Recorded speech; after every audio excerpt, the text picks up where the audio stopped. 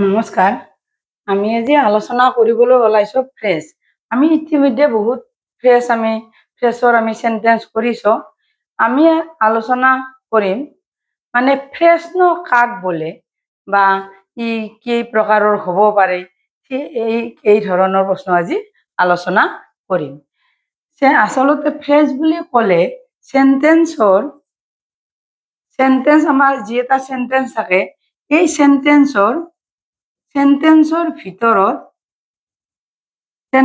ভিতৰত finite verb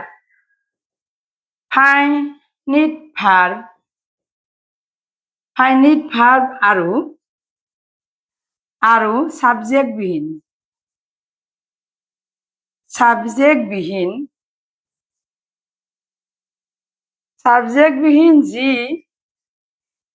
যি শব্দ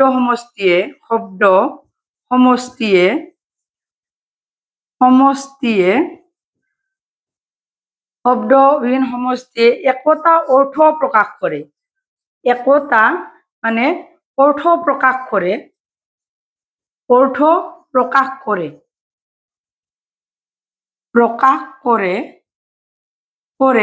কিন্তু সম্পূৰ্ণ অৰ্থ প্ৰকাশ কৰিব নোৱাৰে।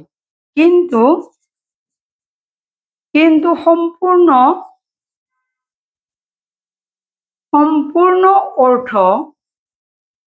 অৰ্থ প্ৰকাশ কৰিব নোৱাৰে।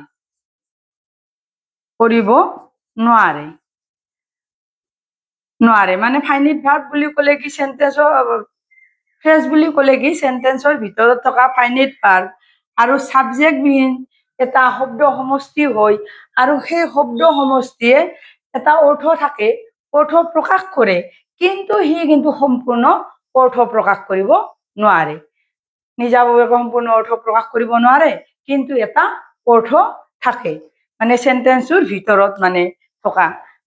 আমি এতিয়া কোনবিলাক ফ্ৰেছ সেই বিষয়ে কাক বোলে বুলি ক'লে এইটোৱে আমাৰ ই ফাইনিট ভাৰ্ব আৰু ছাবজেক্টবিহীন শব্দ সমষ্টি, তাৰ এটা অৰ্থ থাকে, কিন্তু সম্পূৰ্ণ অৰ্থ প্ৰকাশ কৰিব নোৱাৰে। যেনে বুলি ক'লে বা উদাহৰণস্বৰূপে আমি এনেধৰণে ক'ব পাৰো, দি ফক্স ইজ ভেৰি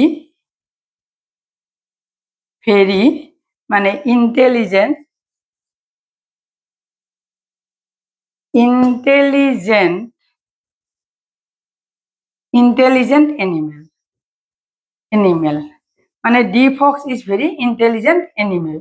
এইটো আমি এনেধৰণে ক'ব পাৰো, দি Fox is an animal of great intelligence.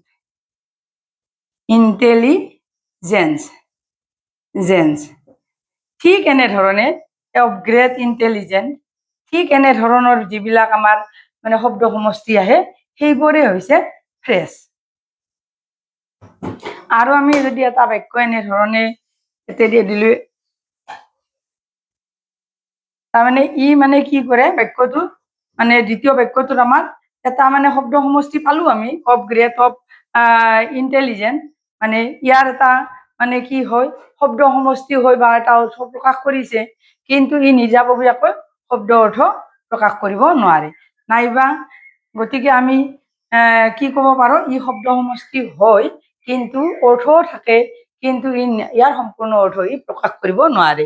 এতিয়া আমি ফ্ৰেছ বুলি ক'লে there are